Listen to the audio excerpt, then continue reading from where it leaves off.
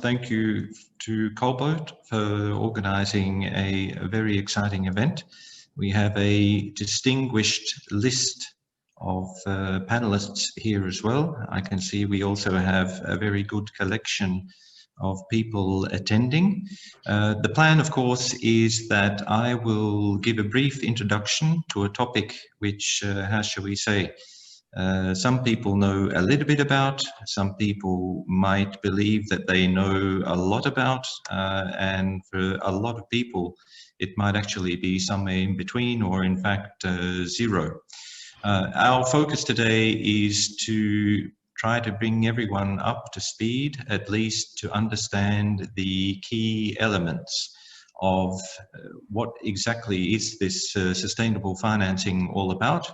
And so without further ado, I will give you a very brief overview. So what exactly is sustainable finance? I mean, it's defined officially as incorporation of the environmental, social and governance principles into business decision-making in economic development and investment strategies. And as I already mentioned, the Baltic region is gradually absorbing these concepts through a combination of voluntary and mandatory standards. And once again, it can be very confusing. So let's take this further. E, I think everyone knows at least, represents the environmental side. The main focus here, of course, is the company's impact on the environment and its ability to mitigate various environmental risks. Key themes, I think we all know these: climate change, pollution, natural resources, clean tech, loss of biodiversity and renewables. If we go further, social, here to some extent, I think people might have a little bit less information available. So the main focus here is a company's relationship with other businesses and communities. Dare I say, one of the favorite words is stakeholders. So key themes: human capital, product responsibility and relations. And then finally, of course, governance. Main focus here is the internal company's affairs and its relationships with the main stakeholders, employees and shareholders. So corporate governance, corporate behavior, we've heard about being a good corporate citizen. And this, I think, to a certain extent, is more or less clearer and somewhat more maybe formally developed in the Baltics, thanks to initiatives such as the Baltic Institute of Corporate Governance.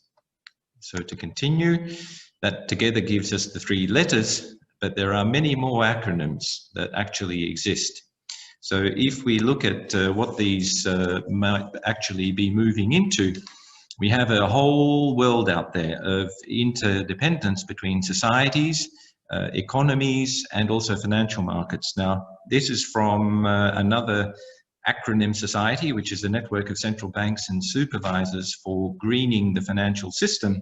And I think rather than reading through this, the whole aim, a picture tells 1,000 words. We want to say that, okay, there are physical risks, transition risks, and various impacts on the economy lead to impacts on the financial system. And obviously, you've got various negative feedback that also then occurs due to the interaction of these various elements. Now, is this all something from the year 2000? Not really. Now, this might be, say, something new to a lot of people. If we go back, we can actually go right back several centuries to the Quakers. In fact, one of my interesting ones is John Wesley, who's the founder of the Methodists. Now, he asked his followers not to invest in exploitation of others, so weaknesses of others, and therefore these were the first so-called sin stocks. Now, the little asterisk I've got, here's a little daily insight. He actually lived and grew up in the aftermath of the South Sea bubble, and I think we all know what that was all about. Then we go forwards to the earlier part of the 20th century, and we had the first ethical fund. 1960s, we actually see the letter S appear. So from here, social responsible investment gradually appearing.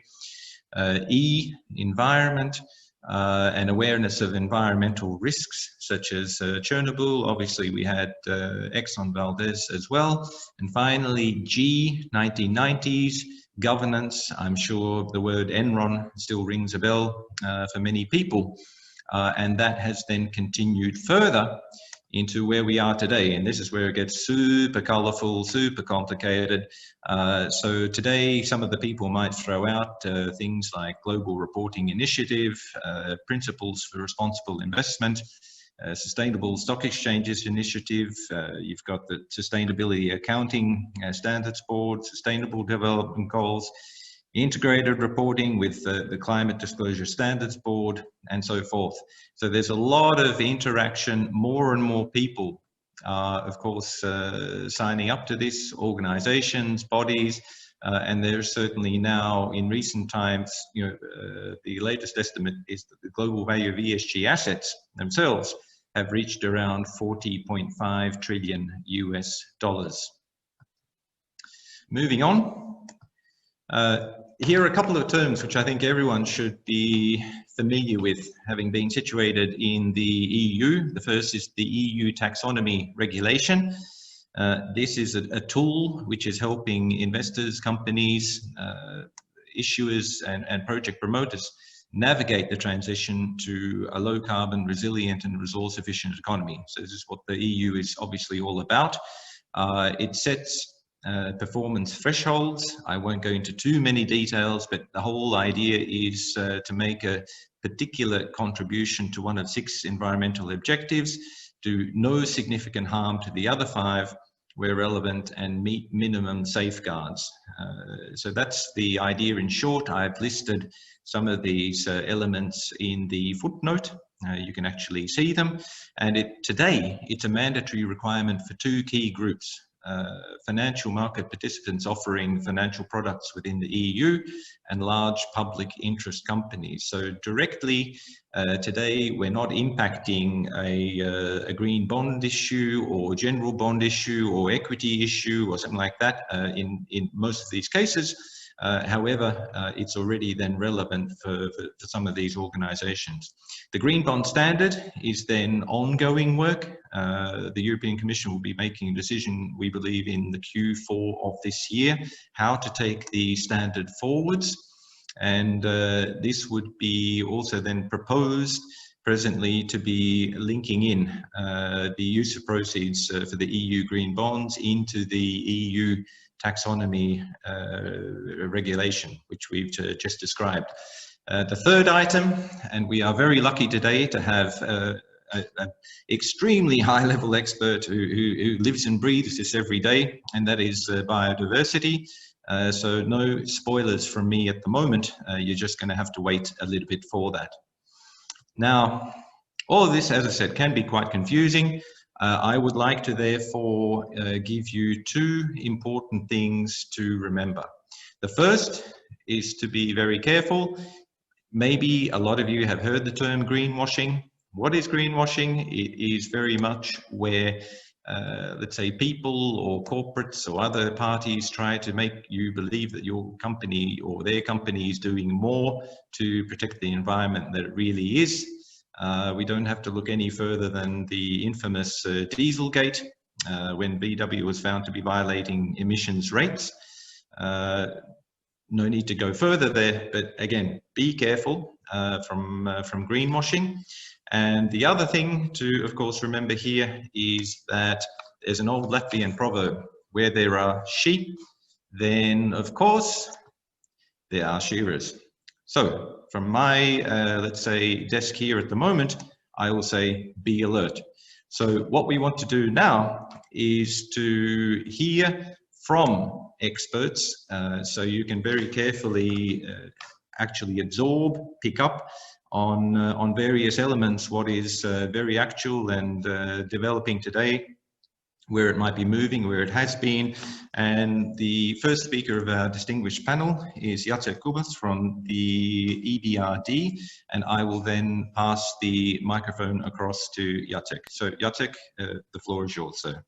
Hi, good afternoon all, and thank you very much, Ivars. I have to say, I really like your last 3 slides. They were very telling. I'm not sure yet what the story is behind, but it made me really curious. I will share my presentation with you all guys so you can see a little bit the story that EBRD is going through sustainability, and I'll guide you for the next 5 to 10 minutes through the work we are doing and what we see is happening. And I'm really glad that also the term greenwashing is being used, because indeed use of proceeds is such an important element of that. Ring fences use of proceeds of green bonds and green bond market or green capital markets. And it was very interesting, Ivars, that you did allude to the Volkswagen case from 2015, and yet 5 years later in 2020 they issued their first green bond as a Volkswagen. So you never know how things may turn and change. But EBRD and sustainability, our actually sustainable finance goal. So last week in London, or actually mostly virtually, we had our annual meeting where we decided as an organization, our shareholders, including Latvia, but also Lithuania and Estonia, all of the Baltic states, that the EBRD by 2050 should become a majority green bank. What does that mean? At the moment, or actually in 2019, 46% of our business has been conducted as green finance. We want to raise that target to have, on average, 50% of our deals and investments, whether that's on the banking side, loans, or on the bond or other capital markets instrument, to be green. It is an ambitious target, and it's even more ambitious this year, because you can imagine our business volumes this year are going very much up. But there's a lot of work that we do as a crisis response to our clients through COVID-19 financing, and mostly for working capital. And you can imagine that those deals are very difficult to be green or sustainable. But by the 2025, we'll go 50% over. And how do you see the market in terms of green bonds and green finance in our kinds of operation? To be honest, and you all probably know that the majority of that market is happening in the more developed markets. More than 50% of the all green bond issuance is actually happening out of Europe. And that is something that, it's really predominant in this, and we are trying to bring that in our countries of operation. We saw a couple of green bond issuance coming out of the Baltics. There are some also in Poland. There was recently in Hungary. They are on sovereign side, but also on the corporate side. And we see that this is a trend that is actually becoming important. How do we tackle green as an institution, and how do we tackle development of that market? And this is kind of related into 3 levels that you can see here on the slide. First, we talk about the institutional support. So we are trying to shape those principles. So for example, we've been for a number of years now a very vocal member in the Executive Committee on Green Bond Standards, Green Bond Principles, being run by ICMA, and trying to voice our concerns or questions from what we experience as an issuer, and also what our clients are experiencing on the banking investment side. We've also were part of the technical working group on EU taxonomy and green bond standards to try to shape that.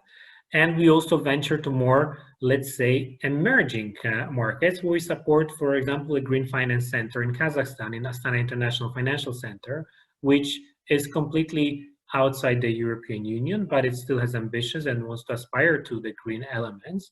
And obviously, there's also a different state of development of capital markets. Internally, how we tackle green is also very interesting. We have this green economic transition framework, which we now called GET 2.1, following our last week announcement, where we actually really have a strong internal policies of classifying transactions as green and bringing them forward. We also want to do more green, so we set up green bond frameworks that we are actually trying to support the investment through also particular technical assistance, where we are happy to finance your experts that will help you to structure the instrument to be green, and then also invest in that instrument, which is a really holistic approach. And we also support other issuance and listing of preparation for the SMEs, like in Greece. And then on the financing side, we've been active on the green bond market since 2010, issued 85 green bonds, and quite recently also issued a 700 million euro green transition bond to finance our project portfolio. On the banking side, we've invested in the Amundi Planet, which is a really interesting fund, emerging green one, looking at our countries of operation. And as you can imagine, the biggest issue that that fund probably is facing is lack of assets. Our region is not yet bringing enough assets, green assets, to the market. Will EU taxonomy help with that? We can discuss that later in a panel. And then, of course, some of the deals that you know, Lietuvos Energia bond, SPO, Auga Group, or we did the green cover bonds in Poland. And just last week, we invested in a green bond coming out of Greece, the first green bond coming out of Greece issued by the commercial bank, the National Bank of Greece. We obviously have, as a development organization, a transition qualities. So we look at all of those elements we call competitive, green, inclusive, integrated, and resilient. I'm not going to go into details here, but I wanted to show you that because it's really important. We align SDGs, so Sustainable Development Goals, that are the target, set up by UN committee for all the world to look at fulfilling them in terms of creating more sustainable finance in future, not only for us, but for our children and farther on. And we can see how those fit within EBRD's work. And then maybe last element I wanted to bring to your attention is not only the investment side that we are really championing at the moment on the green side and green bond, but we are also working a lot on the advisory side, very often with the European Commission. So we have a project in Lithuania where we actually are creating the Lithuanian strategy and action plan on sustainable and green finance, and set up a regional center for green finance for the Baltics, which is supposed to become, and I'm sure it will become, a center of expertise and excellence on green. And I think we can discuss a bit more at the panel how the Baltics could position themselves as a green finance destination jurisdiction. We look at something similar in Hungary at the moment. We work with stock exchanges, for example, Warsaw Stock Exchange, to tackle a different element, which is ESG data and disclosure, how this can be improved, how this can be standardized, and how we can build instruments based on the ESG data, financial instruments, the data that is disclosed by issuers without actually overburdening them. And obviously a lot in Capital Market Union, and also some of the incentives for the issuance of green finance in more farther away economies at the moment.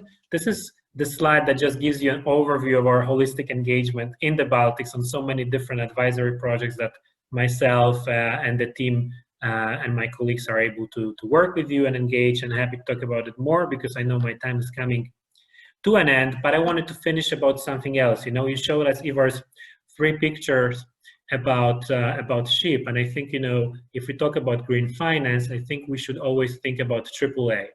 And I say AAA because it's not that all those instruments are AAA rated, although all those issued by us are, because we are AAA rated entity. However, I mean AAA because it stands for 3 words that for me are crucial for building green finance and green bonds.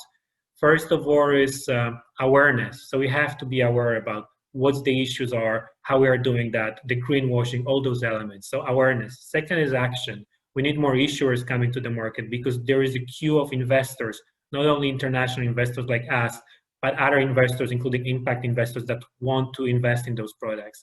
Awareness, action, and the third point is accountability. We should be accountable for the products we structure and the impact they are delivering to the environment. So AAA, awareness, action, accountability. And let me finish here, and I'm gonna give the voice back to you, Ivars. You're muted, Ivars. Yes, thank you, Jacek, very much. Next speaker we have from the panel is Tadas Gudaitis from Swedbank in Lithuania. Tadas, the floor is yours. So hello, everyone, and thanks for, first of all, to this event, and thanks Kubas for organizing it. Secondly, I hope that we still have the audience, and of course it would be a pleasure to hear and to listen to all your views, just directly into from live perspectives. And finally, I think we have really professionals here during the event. So you already, Ivars and Jacek, have covered some of the things. So now I think for each of us who will be next one, it would be much more difficult to say something new. But I will try to do my best here. So yes, I'm representing Swedbank Lithuania, and together with our Baltic sisters and brothers, we are managing pension funds in the Baltics, and in general, we are the largest pension funds manager in the region. So I will try to share our experience and our steps, what we do in sustainability area. So first of all, I don't know if you now able to see my slide very correctly, because myself I'm a little bit struggling with the view. Yes, I think now it's coming. So I first of all a little bit want to share or to look at this global perspective. And first, my message is from World Economic Forum. You know, the event is organized in Davos, and during all the year, this organization issuing different reports, sharing different expertise. And one of the things they're doing already for 15 years, they're issuing a global risk report. And this is just, the screenshot of typical risk clarification, looking from impact and likelihood perspectives. And, for the first time during 15 years, both by the impact and by the likelihood, the global business leaders has identified risks which are related with the climate, which are related in general with the environmental risks. So if you look at the climate action failure, if you look at the water crisis, if you look at the biodiversity losses and things like this, so majority, let's say top 3 risks, which is all identified by the global business leaders, are related with the environment, and in general are related with the responsible and sustainable business development. So I think for the first time now we have these risks are identified globally, and maybe sometimes we feel that it's not concerns us. So I would say that it's also concerns us. If to look at the, let's say, climate change, it's even affecting and striking globally, and even our daily lives, I think, step by step, more and more rapidly, and more making the effect to us. So this is this global view, which I wanted to share with you. And now I really would like to move back to our, let's say, daily life, to move back to Swedbank, to the Baltics, and to our group, what we are doing in asset management area in the Baltics. So I would say where I would like to start that, ability and responsible investment management is already for a few years in our agenda. And when we do the investments, we do it according to our responsible investment policy, which actually also in general are very similar group-wide. I mean, which includes Swedbank Robur and Baltic companies, Swedbank asset management companies in the Baltics. So this responsible investment policy you can find in our pages. This is available publicly, and what I want to share with you on how we are working. So I would like to stress the 3 things which we in general do before making the investments. So first of all, of course, asset analysis and analysis of potential investment, potential business, potential company, or even government bond. So now, currently, when we assess the potential investment, we always include ESG requirements. So these environmental, social governance requirements into it, and we analyzing companies also from this perspective. And we are looking what kind of strategies they have in ESG area and sustainability area, what kind of policies, what are they reporting, and stuff like this is really becoming part of the analysis. Second thing which we are talking about, not only new investments, but existing investments. So we always try to keep the dialogue with existing companies in which we have invested. and trying to engage companies into the discussions about their business, their sustainability, business development, and how they look at this, the sustainable development and their goals. So it's always about the dialogue. It's always about the active ownership, and it's also, you know, we have the situation that, you know, it's not always going maybe as we planned, or the company in which we have invested have planned. So in these situations, we try to keep ourselves as active owners, as, you know, as active owner, as in this who are remaining involved and remain invested. So we always say that, you know, if such not good happened with our existing investment, we are at least trying to keep the dialogue, and we want to help company to change themselves again towards sustainable development. And we don't want, you know, to leave the company just because something has happened, but it's more about to remain invested and to make the impact. And of course, finally, just very shortly about, you know, strictness. So of course, we have some kind of exclusions where we don't want to invest. So we are really clearly stated it in our policies, and we are trying to keep it.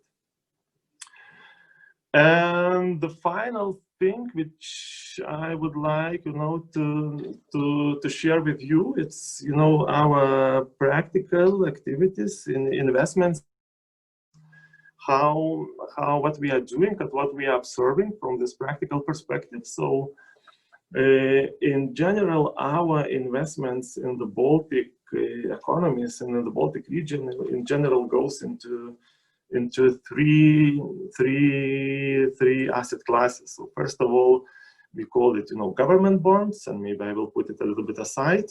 Then another asset class, we call it alternatives, which goes to private equity, venture capital, infrastructure, real estate, and stuff like this. And then finally, this is about listed companies in Nasdaq stock exchange.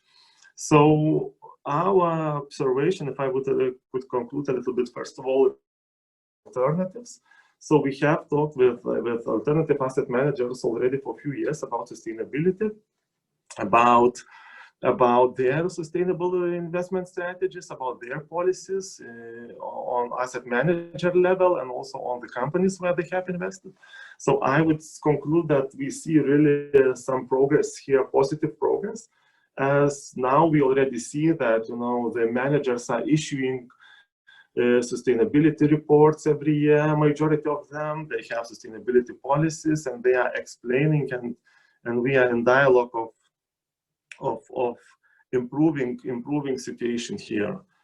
And another thing what we have did this year for the first time, so talking about listed companies, when we invested into listing companies, so of course we participating in AGMs, and during AGMs we for the first time try to raise questions for the companies about their sustainability policy, their sustainability reporting, their sustainability actions. And actually what we have did in practice, so first of all, we ourselves try to identify the level of sustainability in the companies, and we try a little bit, you know, to challenge, to ask them what are your thoughts about it, how you would assess yourself, and what you are planning to do in it. Another thing, but we also have encouraged companies somehow to communicate more with the investors about their sustainability activities. Because we see still a little bit like that, you know, even listed companies, not all of them have sustainability policy, have sustainability reporting. So we try to encourage them to improve. And then finally, you know, in our agenda, if something would not go in the area, or in the direction which we would like that company would move, and for some period we would not see some action that companies have taken, so we have to make the decisions. We need to make the actions. So, you know, I think we have identified that few holdings which we have right now needs to be already sold, or we need somehow to make this type of action. So it's already done, or this is in the process. So it's about this practical daily life of us. And finally, just one remark, that when we look at the Swedbank Robur, our shareholder, so they clearly defining themselves that they would want to be leader in sustainable value creation, and by the actions we see they do it, and they are moving toward this direction. So maybe this ambition sounds a little bit too ambitious from the Baltic perspective, but at least what we want to do, being part of the group, to be leader in sustainable value creation in the Baltics. So thank you for the listening, and we will have the discussion later on in the panel. Thank you, Tadas. And that basically concludes the buy-side contribution. So we've had one supranational in the form of the EBRD. We've had one leading institutional manager from the Baltics in the form of Swedbank. So now we'll move across to the infrastructure side of Baltic financial markets. And to tell us more about that, we have Daiga Auziņa-Melalksne from Nasdaq. Daiga, the floor is yours. Thank you, Ivars. Yes, indeed. I represent Nasdaq Baltic exchanges, and I am based in Riga. And obviously, in our everyday life, we work more with companies, and our main purpose is to help companies to adhere to new ESG standards and help them to navigate this very, very complicated world. So we have launched at Nasdaq ESG reporting guide, and this is actually the second one. And we believe that it is also a very practical guide, and it is primarily intended for listed companies. And we have narrowed list of material metrics to 30 in environment, social, and governance areas. And for each metric, company can go and look up in the guide why this metric is measured, how it is measured, why it is disclosed, and how it is disclosed. So very practical, companies can use it when they are reporting and choosing which metrics in which area they want to report. And this is a voluntary guide, and we are encouraging companies to consider this information as they evaluate the cost and benefit and work with their investors. So please, next slide. So as mentioned, we work with companies mainly and also with investors, but looking at the company side, our aim is to simplify the reporting of sustainability efforts, not only for listed companies, but also for private companies globally. And one of the initiatives that we have at Nasdaq is Sustainable Bond Network. And this is a bond market where each green issue is specially highlighted with green leaf. And we also see that looking at Baltics, because this is the main geographical area that we want to speak about today, we see that also in Baltics we have leaders in sustainable bond issues. And the Ignitis Group is one of them, also Latvenergo, Altum, Auga Group. And we see that this interest from companies is rising, and we also see the interest from investors. Therefore, this sustainable bond debt market is where investors can very easily find this information and see where are the green issues and how they can invest them. Another initiative is Sustainable Bond Network. This is targeted not only at listed companies, but also at private companies, and not only at companies that are listed at Nasdaq and operate in Nasdaq Nordic and Baltic areas, but also globally. And this is an efficient reporting solution. And the idea is to increase transparency for all issuers of sustainable bonds. And overall, we have 2/3 of all sustainable bonds globally are available in the Sustainable Bond Network. So we can say that we are in a way leading in this area. 17 countries are represented, 16 currencies and 66 issuers. So that is quite remarkable, I think, and also indicates the interest. And also one thing to mention is ESG data portal. This is portal where listed companies can report their ESG reports and basically area where also investors can find how many companies are publishing ESG reports, what companies, what information is there. Again, an effort to raise the visibility. And coming back to Baltics, we also see that we have some Baltic players there. We see LHV from banking sector, Ulan Farm, Mother Cosmetics, Tallink, Auga Group, all of them are also using this ESG portal and publishing their reports there. So by making investors' life easier. So next slide, please. Yes, and last but not the least, we also focus on investors. And one of the initiatives that we have is ESG footprint. And this is an intuitive overview of the sustainability profile of any portfolio of listed assets. We have collected their data from more than 80 sources on different ESG topics. And we analyze, benchmark against the performance of any indexes. So that is, and also there are different products in ESG index and index futures area. So, and also one of the world's first ESG compliant indices was launched also in Nordics, and it is OMX S30. So, thank you. Okay, thank you, Daiga. And as our next presenter, we have what is very much the new kid on the block, biodiversity. And what better person to speak about that? I will do one spoiler comment now. If you haven't heard of the pledge, you should have. But more on the pledge and biodiversity and why this is super relevant today, not only in the Baltics, but the rest of the world. I'll pass the floor across to Anders Enetjärn from Ecogain. Anders, the floor is yours. Thank you so much. Hello, everybody. Can you see my screen and can you hear me? Yes, go ahead, please. Thank you. Thank you so much. Thank you so much for inviting me to present the business case of biodiversity. To the right on this slide is my short agenda for these 15 minutes that I've been given. I am the CEO of a company called Ecogain, a Swedish company, but my first slide will tell you a little bit about what is this company, because I think you haven't really heard about us.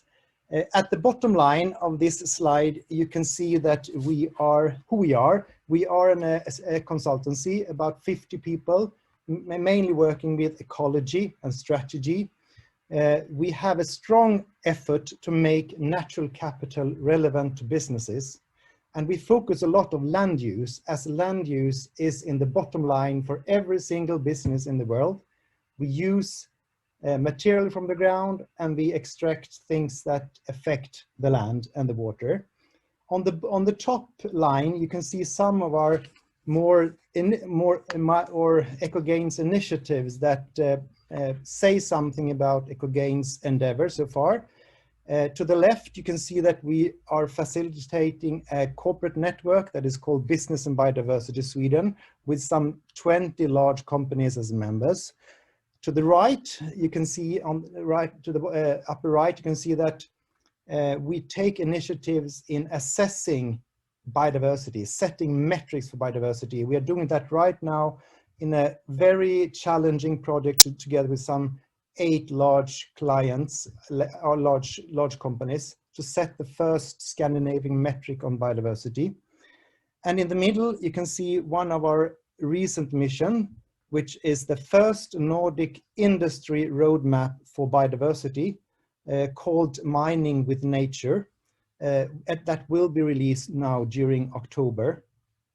And besides this, I am here to present for you another initiative, which is called the Ecogain Biodiversity Index. I will come back to that later. So now first a couple of slides to make biodiversity more concrete for all of us. This picture is from last weekend. It's a grayish October picture from somewhere along the Baltic coast near my home. And I picked this one because I believe that a lot of people in this webinar actually have some relation to the Baltic. And if you look at this little brackish inlet on the coast, it's actually today in a protected area. I would describe it as beautiful, but also, as for autumn, very empty, but also empty in another way, because as for all the Baltic Sea, this area was formerly a coastal area with a fish sprawl and a local communities building a good life and wealth on the resources that nature give them. And this tells us a story about the dependencies on nature. We have market failures that have squeezed how we depend on nature. The other picture, to give you an idea about biodiversity, is from an everyday landscape in the outskirts of a Nordic city. You can see infrastructure and housing consuming the landscape with its natural capital, with its biodiversity. And this is a site where it was formerly a small-scale farm landscape with a lot of biodiversity, species, habitats. It has now recently been transformed into highways and an external shopping center. Not a very unusual development. I believe that many of you listening to me are economists, and I believe that you easily can adopt the concept of debit and credit on natural capital on this picture, and as ecologists call it, losses and gains. And in this case, no gains were even considered during the development phase. The net outcome on this development when it comes to natural capital is a residual loss. So this tells us about the impact on natural capital. Of course, I could also raise other perspectives to elevate the image of biodiversity. It's not time for that, but I could have at least raised the global value chains and how they affect different habitats all around the globe. But we have to keep on, and I guess that all of you are familiar with that biodiversity is a fast-growing topic within the business community and also within the ESG context. But why is that so? So let me explain that with a couple of slides. And as you saw, Tadas brought this picture up, which is familiar to almost all of us.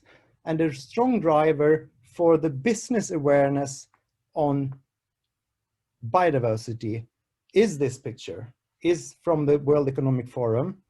I will show you specifically the growth in relevance of the risk of biodiversity loss during the last 4 years. How did this start? Hang on, follow my green dot in the graph. I start with the green dot in the middle of the graph, 2017, and this is actually the year when the Nasdaq ESG disclosure format was released. By then, biodiversity was not a very big issue, which you can also see in the ESG disclosure form. So what happened? Follow the dot upwards to the right, where it ends up today. And this growth in concern among global business leaders suddenly made this issue relevant for the boards in large corporations. And as you can see, also was concluded by the director of the EU Business and Biodiversity Platform recently. Another driver besides the business awareness is the scientific evidence. I don't know whether you've heard about IPBES, but from here comes the heavy science on biodiversity. The science and policy, the IPBES, if you haven't paid attention to IPBES yet, so put this on your mind, because the IPBES means the Intergovernmental Science Policy Platform on Biodiversity and Ecosystem Services. And this platform concludes that we are on the doorstep of a mass extinction, and without measures being taken according to that, it will be extremely costful for business and society. And as you see, if we focus on the direct changes the main drivers are the change in land use and sea use. So this is the background, and to conclude, the biosphere is at the bottom among the 17 global goals. So without a prosperous natural capital, no business and no welfare for our people. And this brings us to how do the businesses perform on biodiversity today? Not many have investigated that, but Ecogain made its effort to try to investigate that. And this brings me on to the Ecogain Biodiversity Index, which is the state of biodiversity and business in the Nordic countries. Ecogain wanted to investigate the extent to which biodiversity follows other planetary sustainability issues, as for climate, in the company's reporting. So this index was initially released by us in small scale last year, then only from Sweden. During 2020, the spring of 2020, we released this report covering 160 large companies in the Nordic countries, Sweden, Denmark, Norway, and Finland. And the biodiversity index reviews the companies, their reporting on how they identify, how they set goals, how they act, and how they monitor their performance on biodiversity. And we do that through 16 different evaluation questions, weighing differently between each other. The aim for this is to guide companies via these questions and to support their business transformation. So now the main results from the biodiversity index. And we used what we call a traffic light in the index. That traffic light compares the company's performance in climate and biodiversity. And it shows that biodiversity is a deeply underrepresented topic in the Nordic business sector, as you see. Only one of five of the large companies have set some form of biodiversity target today, none of them in line with science. But be aware, there is a difference, a great difference in challenge and measurability between these two equally very important and relevant ESG topics. And that difference is that climate measures often means also cost reductions for companies, which means profit. On the other hand, biodiversity measures so far rather means refrain from opportunities. And this is a true challenge.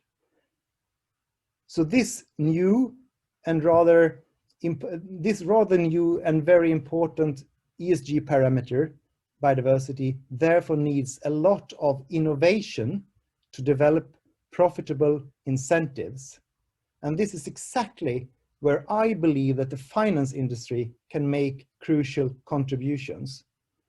So moving on to the results, this is the Nordic ranking of the largest Nordic companies. There's no time for me to comment the list more than telling a few things. You can download the report. You have the website down on the right in this slide. But I can add to this picture that the maximum score for companies is 29.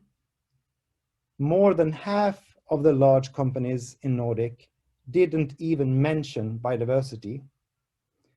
And 36 out of the 100 largest Nordic companies scored 0 in the biodiversity index. There is a lot to do, and there is a lot to help companies on performing. So please download the report freely from our website. Before presenting what Ivars said, the pledge, I just want to make a heads up on a few initiatives for you to keep track on. I don't know whether you are familiar with these, but I would say that there is suddenly so much buzz going on about biodiversity and business So these keep track on these 3 initiatives. The UN Convention on Biodiversity is going to have its conference of the parties next year in March. And the aim is to set a new global target for biodiversity, which is in line with somewhat like the 1.5 degree target for climate. I mean, it must be easy to communicate and easy to monitor. The other initiative that you might be aware of is the EU Biodiversity Strategy, which actually in one section is very much addressing the issues on business. And for example, in this section, it says that it outlines a review of the non-financial reporting directive, quite much into focusing more on biodiversity. The last initiative to keep track on is a very interesting one, which is called the Science-Based Targets for Nature. You might have heard about the Science-Based Targets for Climate. This is the smaller sibling of the climate target. And this is set by the Earth Commission. And the first guidance for companies to tackle the nature crisis in line with science was released just now in September, actually. Finally, my last slide, things are really happening in the context on finance and biodiversity as well. So I am very happy to present for you that there is actually today a Finance for Biodiversity pledge. And this was launched the last of September during the UN, the Biodiversity Summit of the United Nations General Assembly in New York. Behind this are 26 financial institutions globally spread out, and all of them are recognizing that the Earth's biosphere is the foundation of human resilience and progress, and that it is under increasing stress. So these signatories, these 26 signatories, are all calling for and committing to reverse the loss of nature within the coming decade. So they are all pioneers, these finance industry representatives. If I would mention one single pioneer of these ones to follow, especially for you, that would be the Dutch ASN Bank. You can see them here on the left side, because they are the first financial institution to set a target on no net loss of biodiversity or even net gain of biodiversity. Setting that target means that you really need to get into measuring your performance. I would finalize with saying that I once believed that governments would save the planet, but all these initiatives that I have explored in the business community have made me change my mind. And I'm so happy for that. And I'm so happy to be part of this discussion. So thank you so much for listening to me, and over to Ivars. Thank you very much, Anders. So what I would like to do is to invite the panelists to please unmute and also switch on your videos so that we can have a panel discussion. Let's just give Jacek a moment as well. There he is. Perfect. Very good. So a couple of questions, and certainly we want to keep a little bit of time for Q&A for the valuable time the participants have granted to also attend, and I'm sure there's some questions out there. So I would suggest, considering the time, we would complete our panel discussion by 3:15 Baltic time, and then leave 15 minutes for Q&A. So the first topic I would like to raise for the panel, and having had some very good, insightful knowledge imparted on everyone today, is that the question, well, has sustainable finance and ESG already become mainstream in the Baltics? And so I guess there's 3 parts to this. Maybe we can tackle A and B, which would be, do you agree, disagree, and why? And also whether or not you believe that for many it's just really a hygiene factor, and that there's actually really a lot of greenwashing taking place in the region.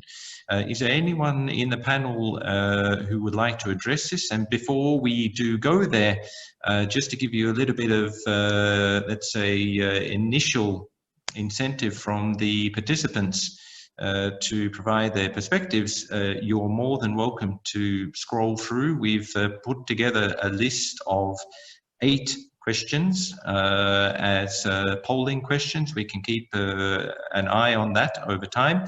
But the first question, nonetheless, for us, for the panel discussion is, has sustainable finance and ESG already become mainstream? Do you agree, disagree, and why?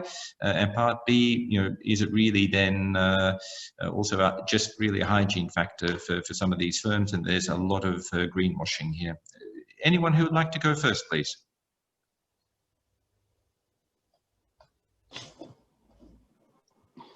So probably I can start very shortly. So I would say that we are on the way, but it's still a long way to go. And I think, I think still, let's say, awareness, as we already maybe talked about it and repeating it, awareness a little bit is still missing.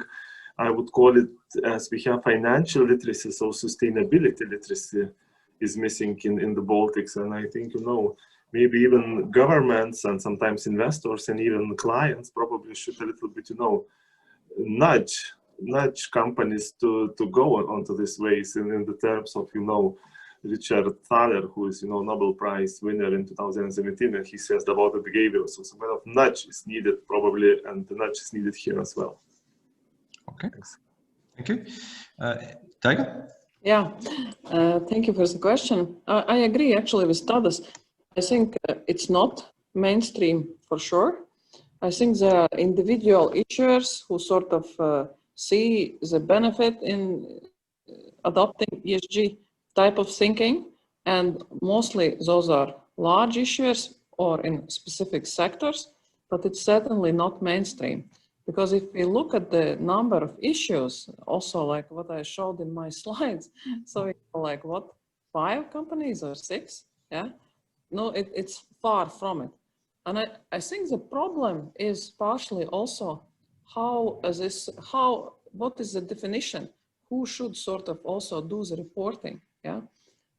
I know that in some countries, this public entities sort of that need to do non-financial reporting is defined very narrowly. For example, in Latvia, it's only listed companies, yeah? And it's obviously not the largest part of the economy. And I believe it is the same in Estonia and also in Lithuania. We need to really identify who are those companies who contribute the most, sort of. And they have to be incentivized or forced, but they have to work in this sustainability in ESG reporting area. Otherwise, chances of reaching how you say, green future are very slim. And also, if you look at society, I think, I am based in Latvia, so I think people have a notion that we are very green state, and they are ready to fight for every tree in their backyard. And I understand it, it's fine, yeah? But it is sort of also, I think, very provincial way of looking at it. And I think the way how to change it, I mean, I would like to hear why Anders is saying that government role is so limited, but I think actually the government can play a major role, because in the end is about how companies are financed. Is there any other financing than green available? Yeah, how banks are looking at it.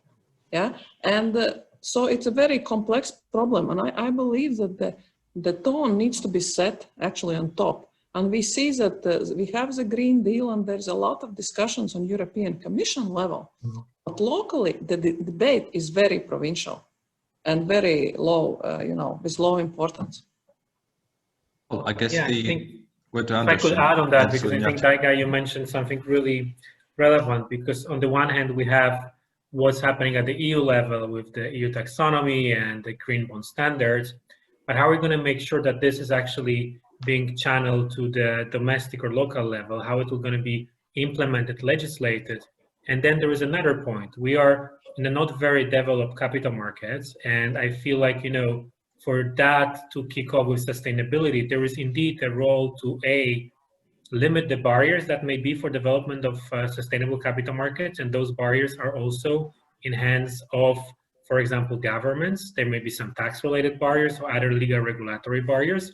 And there is another element to that which we really need is incentives, right? Because it is more costly to issue a green instrument. You have to have a third-party opinion. You have to make sure you ring-fence the proceeds to go to green projects. It is an effort, at least the first one. You know, you build the rail and maybe then you put train after train on that and it's easy. But this first one, it is quite expensive. So how are you going to create, you know, incentives for them to do it? Again, maybe legal, regulatory, tax-related. Same story for investors in a way. So there is a big role for the state to help kickstart the market. I really believe in that. And then the greenwashing element, you know, you mentioned, it is important. And I think like everything in capital markets is based on trust.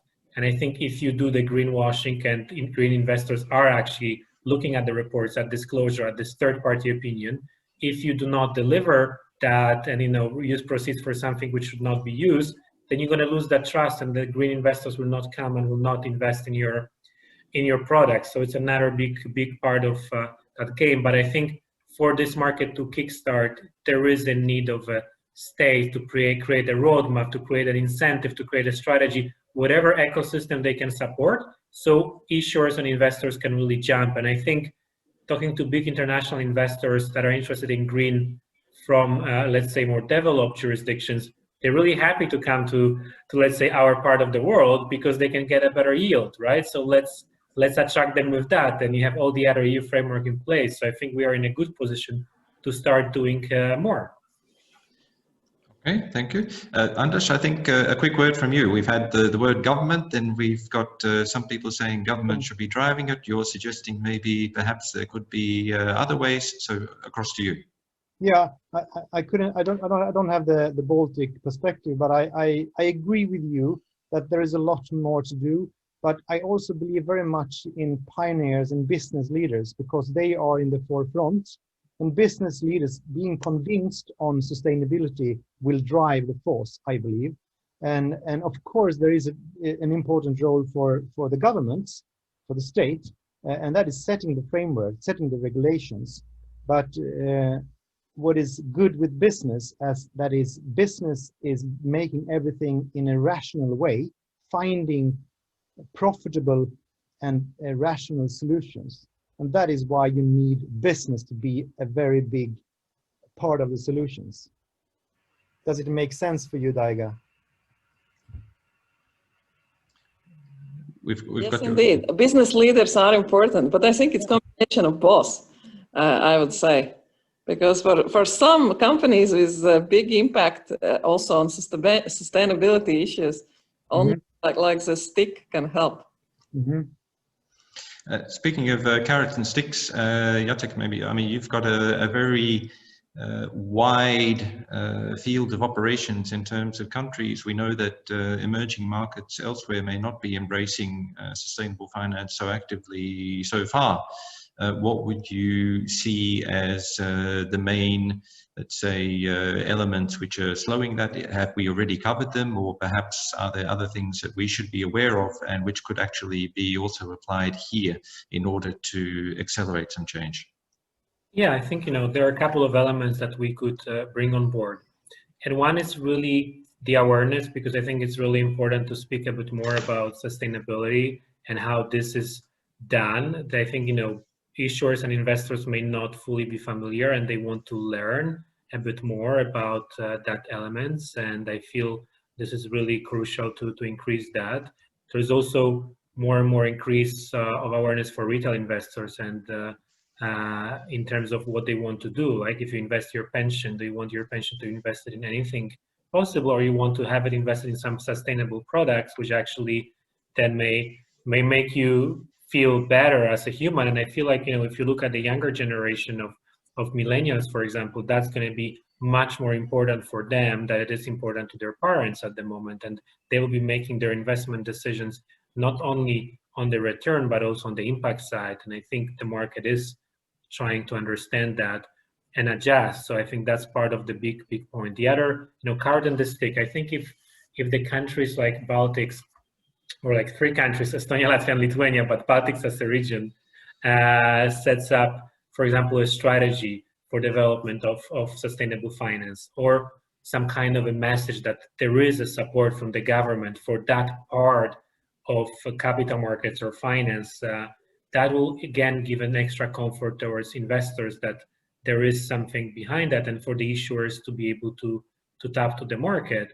And thirdly, I feel like, I'm sure we know, and maybe Daiga and Tadas know more in details, there are legal barriers that are stopping development of that, and probably there is a lack of incentives in a way. We see it in different markets where we're working at the moment, where we see that there are still elements that could be improved that will be relevant. And then finally, the data, and I'm glad Daiga mentioned, the ESG disclosure and repository that they have at Nasdaq, because that's something that, again, investors want to have access, but it's not really properly reported. We'll have a TCFD reports. We as a bank issued our first TCFD report only yesterday for the first time. So I hope this also channels through that practice, because data will be equally important, not only to make the informed investment decision and follow the company, but also we'll be able to build some other financial instruments and indices out of that data, so we can even further take that market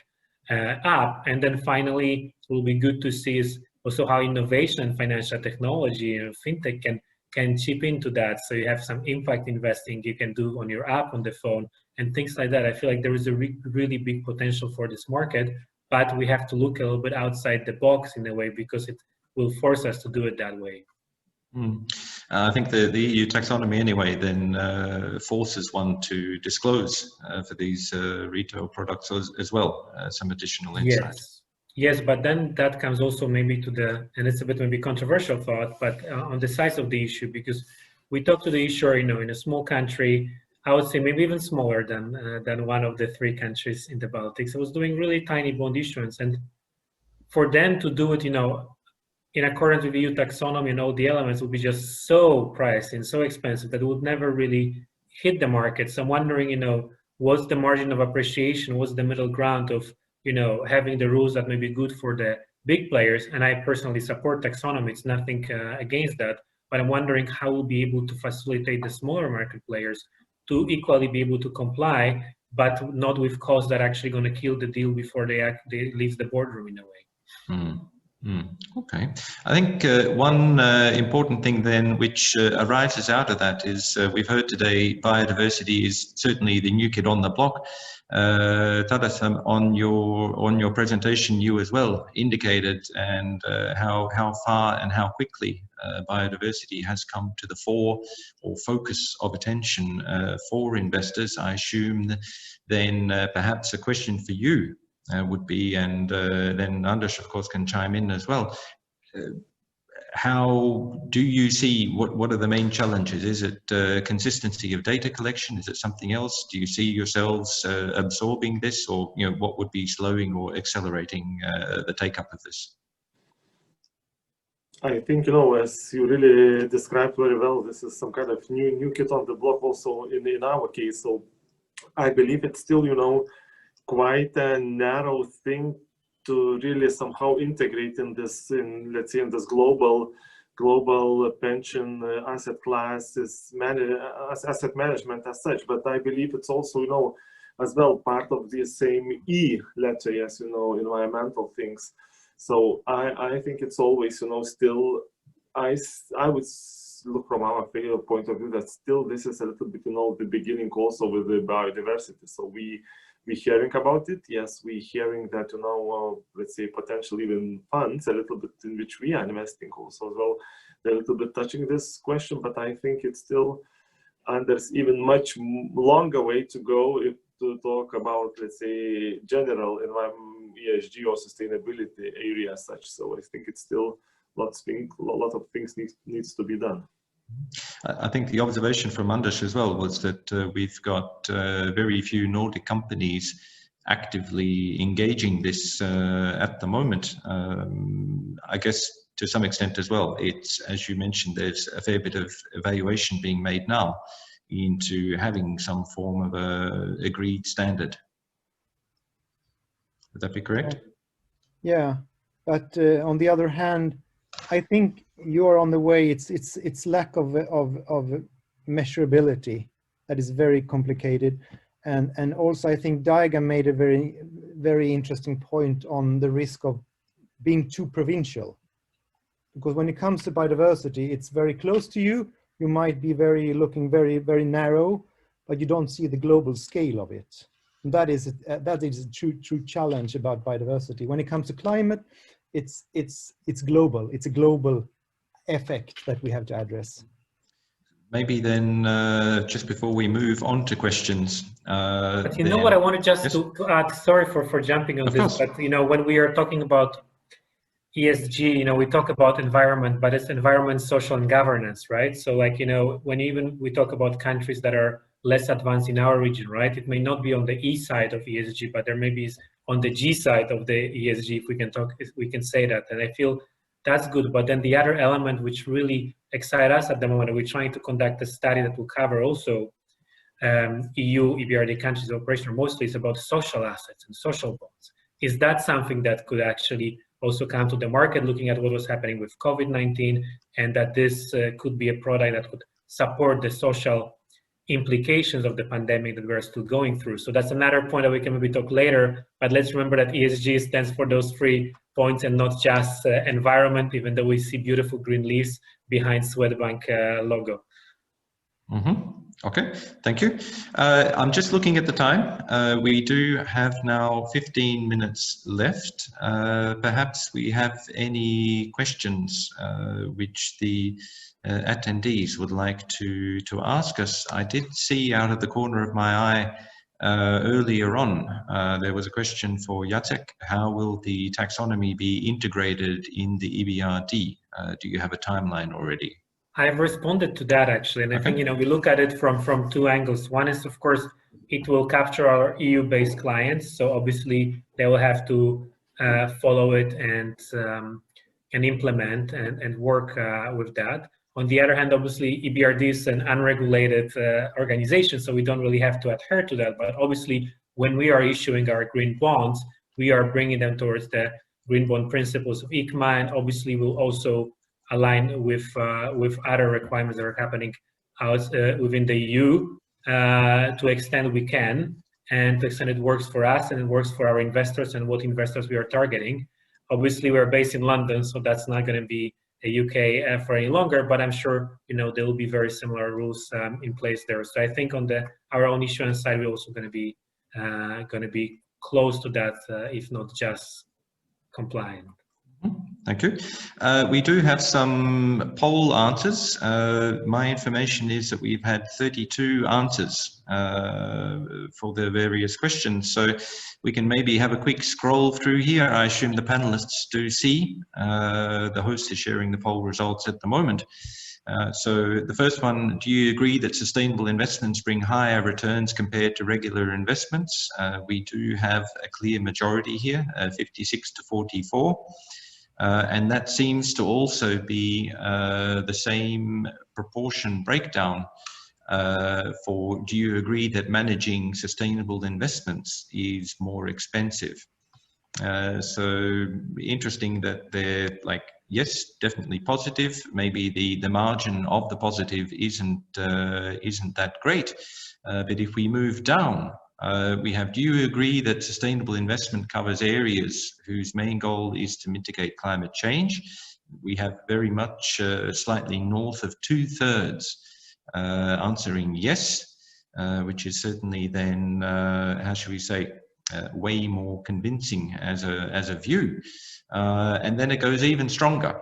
So is it important to you that your asset manager invests in sustainable businesses? We have an over-resounding 84% who actually believe that should be the case. This looks like every number is higher so far. So is it important to you that your asset manager does not invest in businesses that face a higher risk of unsustainable activities? We have 91%. And I think we can resoundingly say there's very little doubt about that. And this is interesting, that it's a bit of a control question, I guess, compared to the earlier one. Do you agree that sustainable investments do not create added value? I mean, we have a very small percentage agreeing to that. The over-resounding majority do say no, which falls in line with the previous results. Then we have the question whether the EU taxonomy will make it simpler and easier, or too costly and difficult for smaller deals expected in the Baltics. Once again, it's an extremely narrow result here, and to some extent, I mean, we don't have a full breakdown of the participants, but what this does actually show that, to some extent, I would speculate, and maybe I'll also ask the actual panel now. I mean, my view is that this reflects largely maybe also a lack of comprehensive information and or prior exposure to this particular question, because I mean, most people, if you say EU taxonomy, it's like, sure, I know a little bit about taxes, but I mean, here we're talking about something else.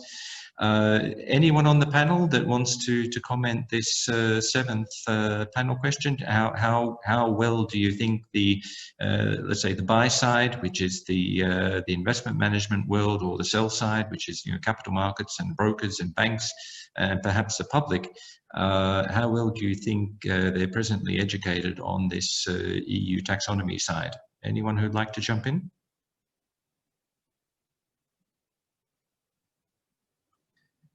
I don't think I can do it quickly. I don't think, it's that, let's say, the Belgian dentist in a way is fully aware of what's happening in that. I feel like there is need for more explanation in terms of, the particular business lines, which are many. If you look at the guidance, there are hundreds of detailed elements in terms of what constitute, a green in terms of business, and what sector is more green than the other, etc.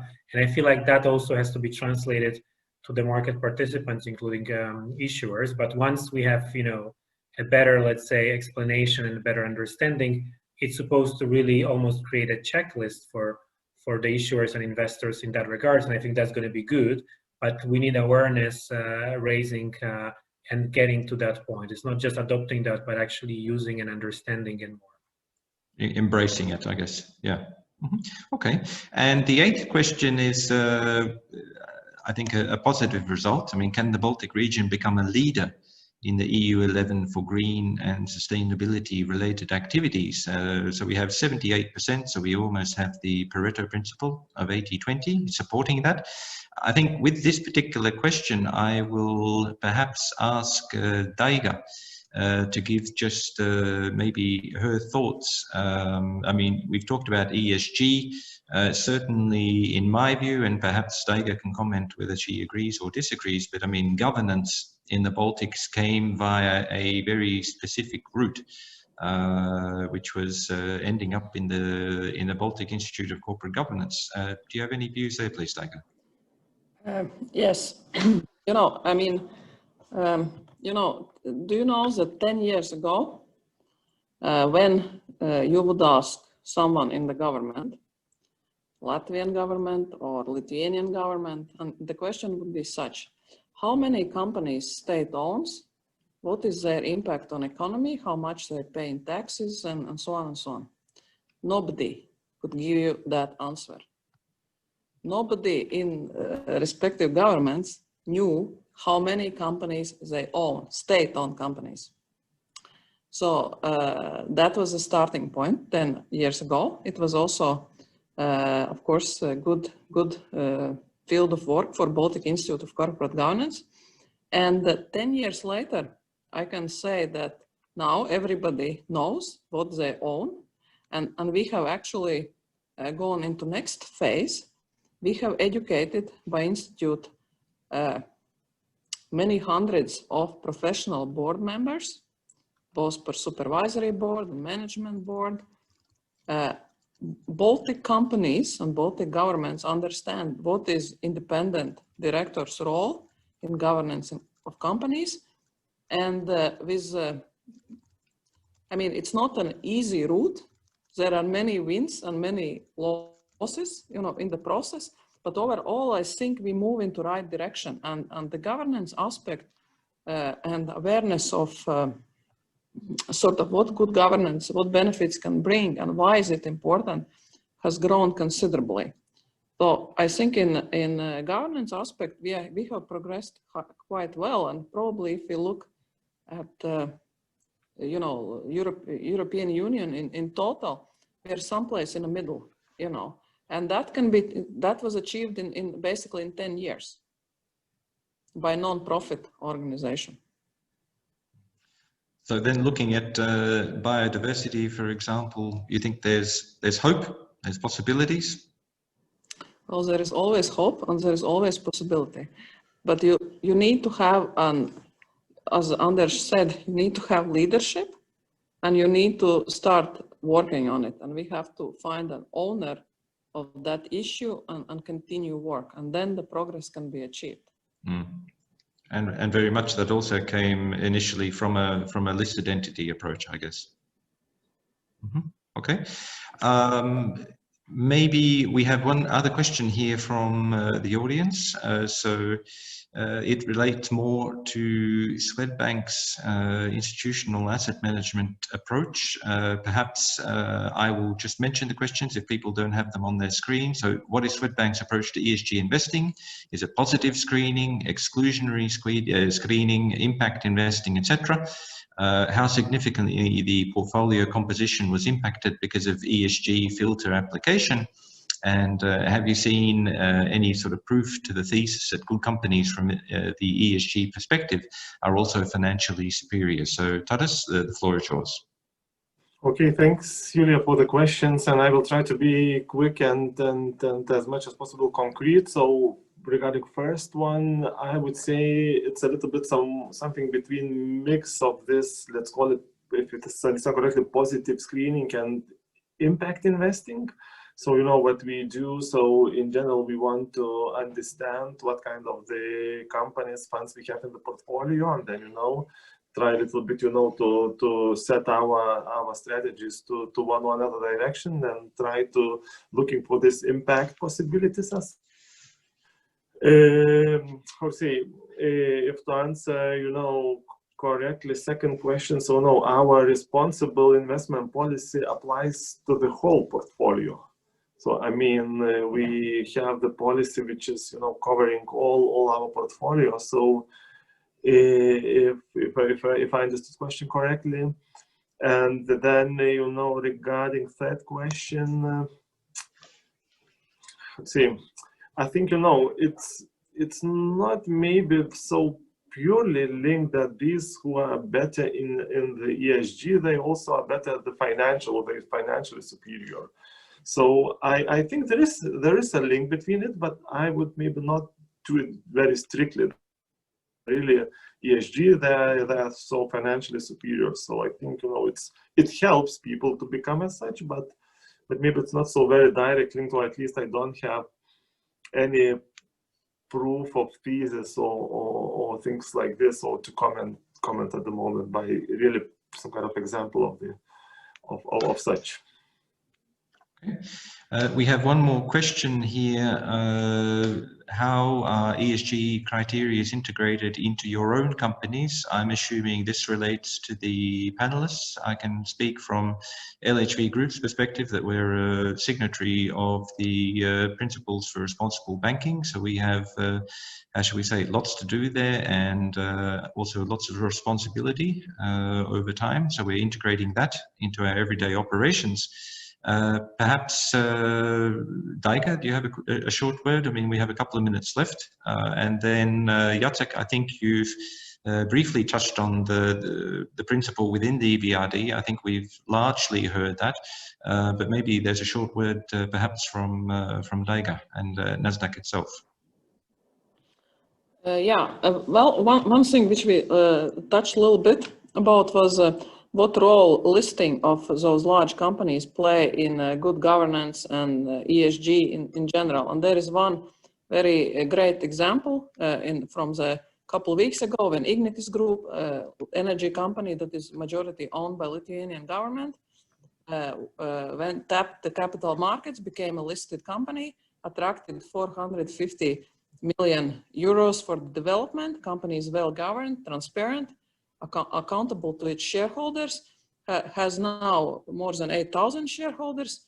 And basically, I think this listing route shows very well that ESG is important, and listed companies, when they want to tap capital markets, can achieve great result. And Ignitis hopefully can inspire other companies in the region, also state-owned companies, to follow the example. Okay, thank you. We've got 1 or 2 minutes left. We don't have additional audience questions. Anders, you've been patiently quiet. Any sort of last final soundbite you would like to leave with everyone on the panel and the audience today? My last remark would be a reply to what Daiga said about your question, is there hope? What I see is that when science has gained level via IPCC, that gets into business. Business is listening to science, and that makes me trustful on that question. So IPCC has set its mark on business, and now there's also IPBES, which I presented. So that gives trust, I think, and hope. Perfect. So speaking of trust and hope and hitting the mark, I think we should hit the mark in terms of our timing. I mean, the most precious resource actually is time. I mean, if we want to change the world, we need to get back to our responsibilities, what we're actually doing. So what I'd like to do is sincerely thank Cobalt for organizing a great event. Thank you also to fellow panelists. I really appreciate the input, and certainly then let's see what the future brings. And certainly, well, I'm sure it's a small world. We'll be running into each other again quite soon. The best of success. Thanks, everyone. Take care. Thank you very much. Take care. Bye-bye. Bye-bye. Bye-bye. Bye.